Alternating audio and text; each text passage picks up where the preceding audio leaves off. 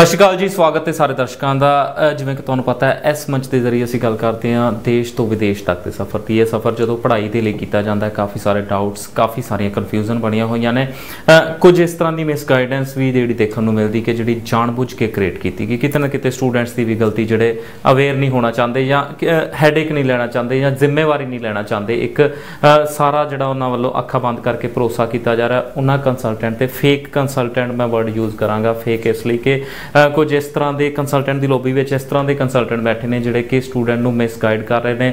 ਲਾਲਚ ਦਿੱਤਾ ਜਾ ਰਿਹਾ, ਚੰਦ ਪੈਸਿਆਂ ਦੇ ਲਾਲਚ ਖਾਤਰ ਸਟੂਡੈਂਟ ਦੇ ਜਿਹੜੇ ਭਵਿੱਖ ਦੇ ਨਾਲ ਖਿਲਵਾੜ ਕੀਤਾ ਜਾ ਰਿਹਾ। ਸੋ ਸਾਡੀ ਕੋਸ਼ਿਸ਼ ਰਹਿੰਦੀ ਕਿ ਇਸ ਮੰਚ ਦੇ ਜ਼ਰੀਏ ਲਗਾਤਾਰ ਐਕਸਪਰਟਸ ਨੂੰ ਸੱਦਾ ਦਿੱਤਾ ਜਾਏ। ਉਹ ਐਕਸਪਰਟਸ ਜਿਹੜੇ ਸਹੀ ਰਸਤਾ ਦੱਸ ਸਕਣ, ਸਹੀ ਤਰੀਕਾ ਦੱਸ ਸਕਣ, ਕਿਸ ਤਰ੍ਹਾਂ ਅਪਲਾਈ ਕੀਤਾ ਜਾਵੇ, ਕਿਹੜੀ ਕੰਟਰੀ ਦੇ ਲਈ ਅਪਲਾਈ ਕੀਤਾ ਜਾਵੇ, ਕਿਹੜੇ ਕੋਰਸ ਦੇ ਲਈ ਅਪਲਾਈ ਕੀਤਾ ਜਾਵੇ ਤੇ ਕਿਸ ਤਰ੍ਹਾਂ ਵੀਜ਼ਾ ਲਿਆ ਜਾਏ। ਸੋ ਅੱਜ ਸਾਡੇ ਨਾਲ ਨੇ ਵੈਸਟਰਨ ਓਵਰਸੀਜ਼ ਤੋਂ ਪ੍ਰਦੀਪ ਬਾਲਿਆਨ ਜੀ। ਪਹਿਲਾਂ ਵੀ ਕਾਫੀ ਵਾਰ ਇਸ ਮੰਚ ਜ਼ਰੀਏ ਤੁਹਾਡੇ ਨਾਲ ਰੂਬਰੂ ਹੋ ਚੁੱਕੇ ਨੇ। ਸੋ ਪਹਿਲਾਂ ਤਾਂ ਉਹਨਾਂ ਦਾ ਸਵਾਗਤ ਕਰ ਲਈਏ। ਪ੍ਰਦੀਪ ਜੀ, ਸਵਾਗਤ ਹੈ। सत श्री अकाल दोस्तों। ਕੈਨੇਡਾ ਦੀ ਜੇਕਰ ਗੱਲ ਕਰੀਏ, ਅੱਜ ਦਾ ਕੀ ਸਟੇਟਸ ਹੈ, किस तरह की प्रोफाइल पे वीज़ा आ रहे हैं? देखिए सर, जैसे स्टूडेंट्स को पता है, वैसे तो पंजाब में या हरियाणा में जो एक आज की डेट में जो सबसे बड़ा है कि कनाडा ही है।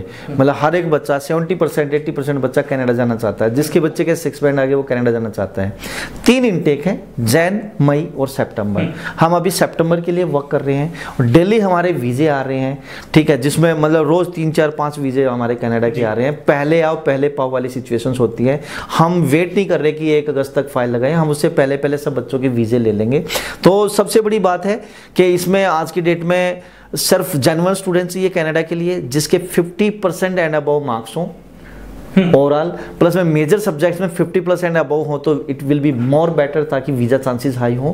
6 band no less than 5.5 band हो, रिलेवेंट कोर्स के लिए जाए और 6 मंथ की फीस स्टूडेंट्स को पे करनी पड़ेगी। दैट इज अराउंड 2.5 लाख से लेकर 3.5 लाख रुपए, प्लस $10,200 का GIC लेना पड़ेगा। मतलब उसको living cost Nova Scotia ICICI bank में जमा कराने पड़ेंगे। That is around 5 lakh rupees.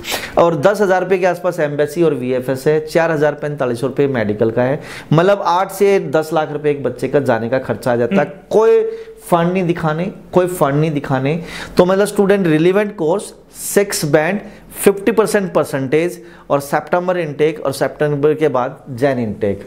तो ऐसे students always most welcome. Visa success rate western overseas का बहुत हाई है। उसके पीछे एक रीज़न ये भी है कि मेरे पास एक क्वालिफाइड टीम है जो स्टूडेंट्स को रिलेवेंट कोर्स देती है।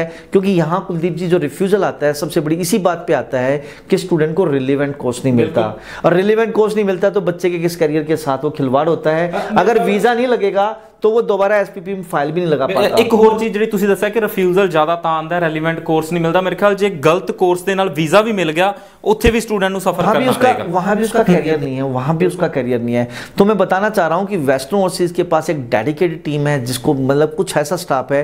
मेरा खुद 12 साल का एक्सपीरियंस है, मेरे पास कुछ स्टाफ ऐसा जिसका 10-10 साल का एक्सपीरियंस है जो कनाडा स्पेशलिस्ट है। मैं खुद कनाडा कोर्स ग्रेजुएट हूँ। मेरी जो टीम है हर हफ्ते पूरा वर्क करती है हर एक स्टूडेंट पे कि भाई किस स्टूडेंट्स को किस प्रोफाइल के हिसाब से किस कॉलेज में और किस प्रोविंस में भेजना चाहिए, कितना मतलब उसके लिए क्या क्या डॉक्यूमेंट रिक्वायर्ड है, किस प्रोफाइल पे वीज़ा आएगा, कौन सा कोर्स उसको देना चाहिए और फाइल कैसे बनानी है और किस हिसाब से बच्चे को ये फाइल को एम्बेसी में रिप्रेजेंट करना चाहिए। अगर ये पूरा चंगा कंसल्टेंट, चंगा कॉलेज, चंगा कोर्स अगर बच्चे को मिलता है तो सक्सेस रेट ऑटोमेटिक हाई हो जाता है। और गुड न्यूज़ ये है कि वेस्टर्न ओवरसीज का जो सक्सेस रेट है अप्रोक्स 90% एंड अबव है मार्केट में।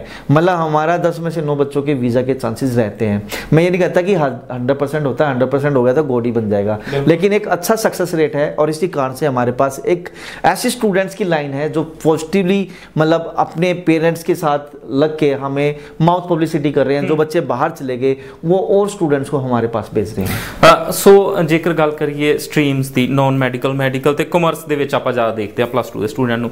नॉन मैडिकल ਦੀ जेकर गल करिए फिजिक्स, केमिस्ट्री ਤੇ मैथ वाला एक स्टूडेंट ਆਂਦਾ, इंग्लिश ਦੇ ਵਿੱਚੋਂ 60% ਤੋਂ ਉੱਪਰ ਨੰਬਰ ਲੈ ਲੇ, ਸੋ ਫੁੱਲਫਿਲ ਕਰਦਾ ਉਹ ਅਪਲਾਈ ਕਰਨ ਦੇ ਲਈ। ਪਰ ਇੱਕ ਮੇਜਰ ਸਬਜੈਕਟ ਦੇ ਵਿੱਚੋਂ ਜਦੋਂ ਨੰਬਰ ਘਟ ਜਾਂਦੇ ਨੇ, ਕਿ ਮੈਥ ਦੇ ਵਿੱਚੋਂ ਨੰਬਰ ਘਟ ਗਏ, ਫਿਰ ਉਹ स्टूडेंट ਨੂੰ किस तरह कोर्स देखना पड़ेगा, किस तरह कॉलेज देखना पड़ेगा या किस तरह गाइड करोगे? देखिए कुलदीप जी, यहाँ ना एक सबसे बड़ी ट्रेजेडी आज की डेट में जिनके पास मतलब मेडिकल या नॉन मेडिकल वाले बच्चे थे, मतलब बहुत से ऐसे बच्चे हैं जो अनलकली बाई चांस जिनके मतलब परसेंटेज तो अच्छी आ गई, 50% एंड अबव है, लेकिन किसी मेजर सब्जेक्ट्स में उसके बिलो 40 या बिलो 50 है, तो मैं ऐसे स्टूडेंट्स को एक ही सजेस्ट करूंगा, जैसे फिजिक्स, केमिस्ट्री, मैथ और इंग्लिश है, लेकिन उसके मैथ में 35 रह गए, ठीक है, या 38 रह गए, या 40 हो गए, 45 हो गया, 42 हो गए, बिलो 50 है, ऐसी स्टूडेंट्स को एम्बेसी कहीं ना कहीं दूसरे तरीके से देखती है कि मेजर सब्जेक्ट्स में बच्चे का मार्क्स कम है, तो इसमें वीज़ा रिजेक्शन के चांसेस हाई रहते हैं।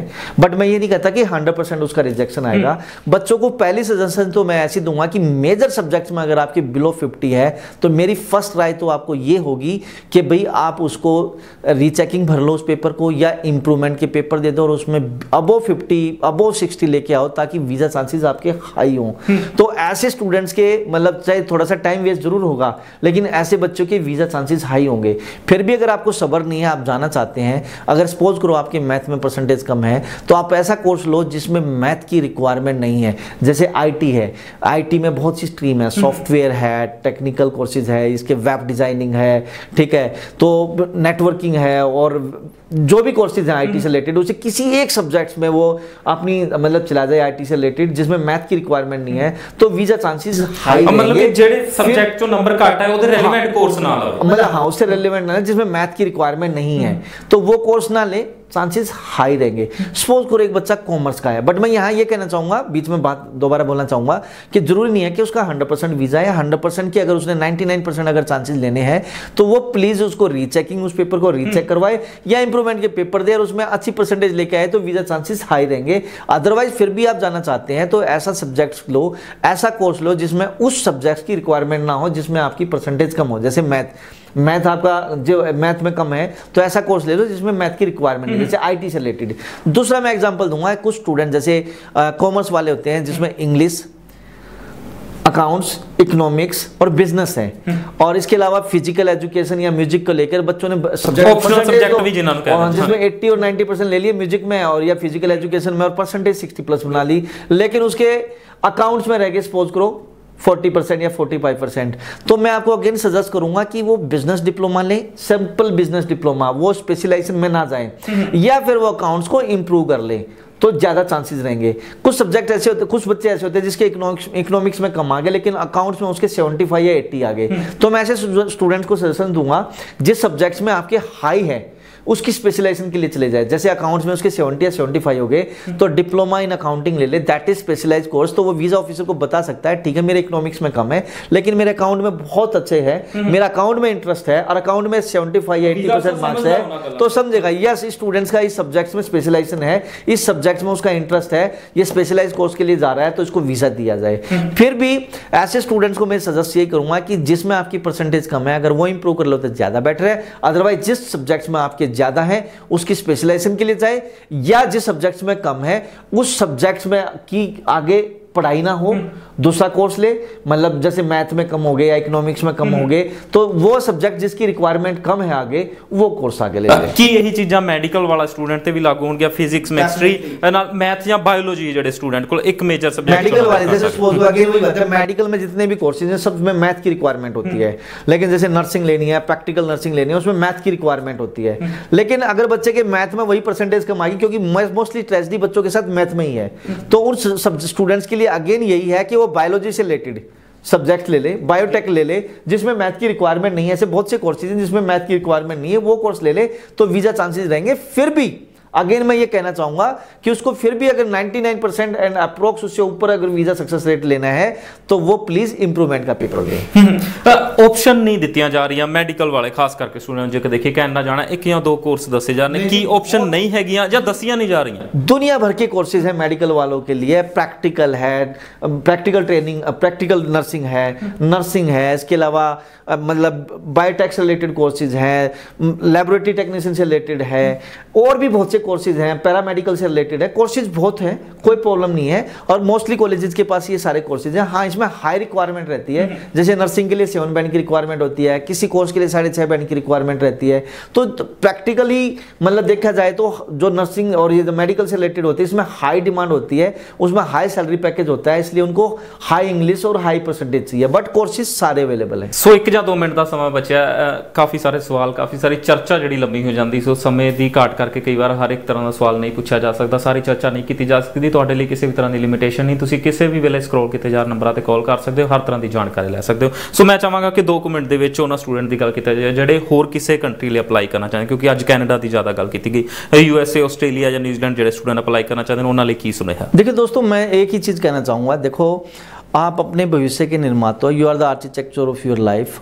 आपका टारगेट एक ही है, जब से आपने 10th में एडमिशन लिया है या 11th में एडमिशन लिया है, 12th में एडमिशन लिया, तो आपका एक ही टारगेट है, आपने अब्रॉड जाना है।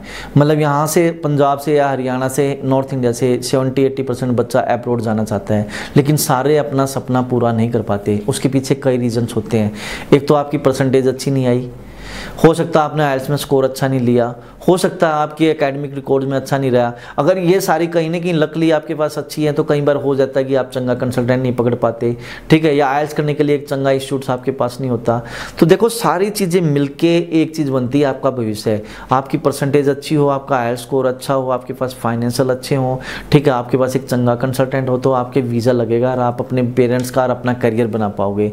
तो कहने का मतलब ये है कि प्लीज़ आप इन चीज़ों से बचें कि आज के डेट में मार्केट में बहुत ठगी हो रही है। रोज़ यूट्यूब पे या फिर व्हाट्सएप पे या फिर सोशल मीडिया में अलग अलग चीज़ें आ रही हैं कि स्पाउस वीज़ा 5.5 बैंड पे, या हम आपके फंड शो कर देंगे, या फिर इस तरह के वीज़ा है ही नहीं, या हाँ अब जैसे आप आओ सारी टेंशनें हमारी। तो सर दोस्तों ऐसा तो उनकी एम्बेसी उनके घर की है, या फिर वो आपको पागल बना रहे हैं, आपके साथ ठगी करनी है, क्योंकि 80% 70% पंजाब में ऐसे ठग बैठे हैं। तो प्लीज़ इन चीज़ों से बचिए और एक जेन्युइन कंसल्टेंट के पास जाइए। एक जेन्युइन कंसल्टेंट आपका करियर बनाएगा। So please it's humble request to you कि आप प्लीज़ अपने करियर का और अपना ध्यान रखें और एक अच्छे कंसल्टेंट्स के पास जाके अपनी फाइल लगवाएं प्लीज़। सो बहुत बहुत शुक्रिया प्रदीप जी अज के शो में आने लिए। धन्यवाद दर्शकों का जोड़े शो नाल लगातार जुड़े रहते हैं, अपने सवाल साढ़े तक पहुँचते हैं। धन्यवाद टैक्नीकल टीम का जिन्होंने सदका शो तुहाडे तक पहुँचता। सो अपने दोस्त कुलदीप ने दो इजाजत। धन्यवाद, सत श्री अकाल।